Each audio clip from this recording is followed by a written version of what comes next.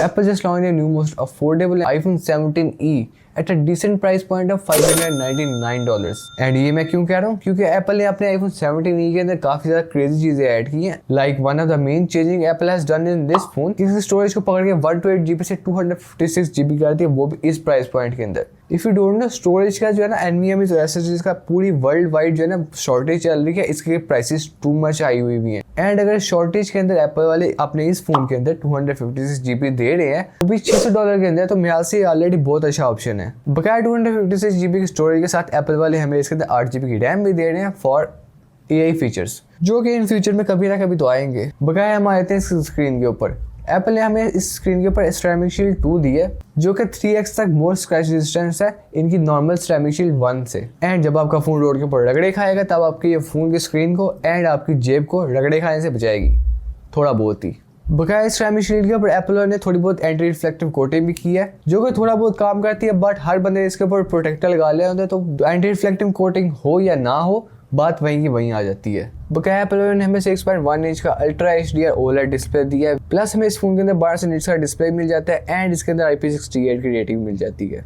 बकाया Apple please stop using iPhone 14 की body on your new phone, specially जब ये आपका 2026 का पहला फोन है, आपने इसके अंदर भी नॉच क्यों सेड़ी हुई है। चलो बेजल्स की समझ आती है, हमें 60 हर्ट्ज के डिस्प्ले की भी समझ आती है कि हमें ई मॉडल बनता है, लेकिन कम से कम हमें उसके साथ डायनामिक आइलैंड तो दो। इस नॉच को देख देख के हम पिछले 5 साल से अक चुके हैं। एप्पल वालों प्लीज अपने नए फोन के अंदर तो कम ये नॉच ना घुसेड़ो।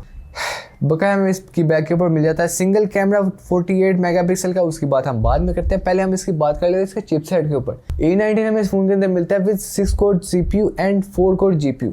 एंड यस, iPhone 17 के अंदर जो A19 चिपसेट था उसके अंदर 5 GPU कोर्स है, इसके अंदर 4 GPU कोर्स है, but it's still enough to play games at 60 FPS because 60 hertz का डिस्प्ले है, उसके ऊपर गेम्स तो चलेंगी नहीं। बकाया हमें iPhone 16e और iPhone 17e के अंदर जो हमें 4 GPU कोर मिलते हैं, कम से कम iPhone 17e के अंदर AI या फिर गेमिंग एक्स रिलेटेड है, जो कि आपको थोड़ी बहुत गेमिंग के अंदर परफॉर्मेंस बेहतर निकाल के देंगे।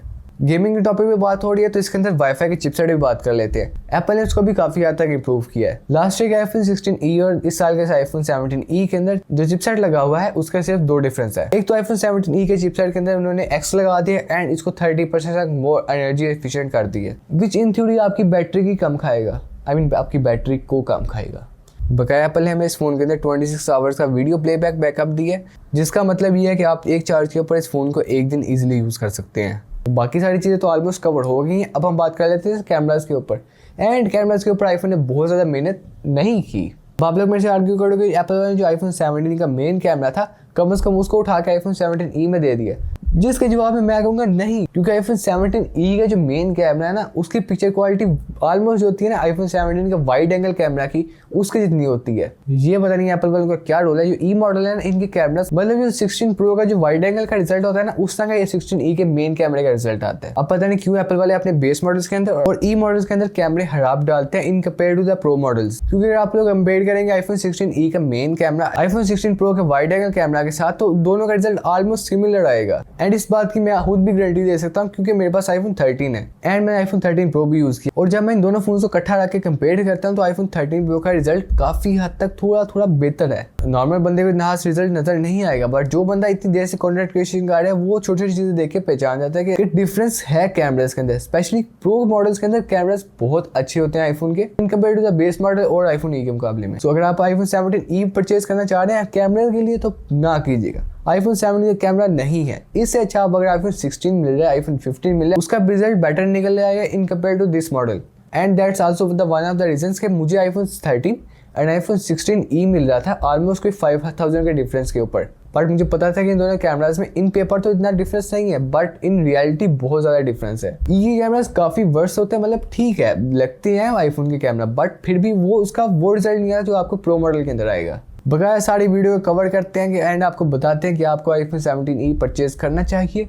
If you are buying iPhone 17e for camera, फिर ना लो, बकाया आपने नॉर्मल यूज़ करना है तो आपको बहुत अच्छी परफॉर्मेंस निकाल के दे देगा ये फ़ोन। बकाया ये फ़ोन पाकिस्तान में $600 का नहीं आएगा। iPhone 16e अभी करंटली उसकी प्राइस चल रही है 80,000, 0 time charge, but box open है और JB है। एंड मुझे याद पड़ता है iPhone 16e ऑलमोस्ट स्टार्ट हुआ था 95 to लाख से, साल के अंदर ये 80,000 पे आ गया ब्रांड न्यू iPhone 16e। सो हाँ, अगर आप 3-4 महीने वेट कर लेते हैं तो ऑलमोस्ट ये iPhone 17e भी 85 to 90,000 तक आ जाएगा। बकाया अगर कोई बंदा कैमरास के लिए ले रहा है या फिर गेमिंग के लिए ले रहा है, उसे मैं मशवरा दूंगा कि ना लो। उससे अच्छा आप थोड़े से पैसे डाल के iPhone 17 बाय कर लो। उसमें एक तो आपको 120 हर्ट्ज भी मिलेंगे और उसके साथ साथ आपको कैमरास भी काफ़ी बेहतर मिल जाएंगे। सो हाँ, ये थी आज की वीडियो। आई होप आप लोगों की वीडियो अच्छी लगी होगी। अगर आप इस तरह की क्रेजी वीडियो देखना चाहते हैं, इस वीडियो को लाइक करके चैनल को सब्सक्राइब कर दें। एंड इस चैनल के ऊपर काफ़ी ज़्यादा PC and tech related content आने वाला है, तो आप इस वीडियो को वापस चैनल को लाजमी से सब्सक्राइब कर लें।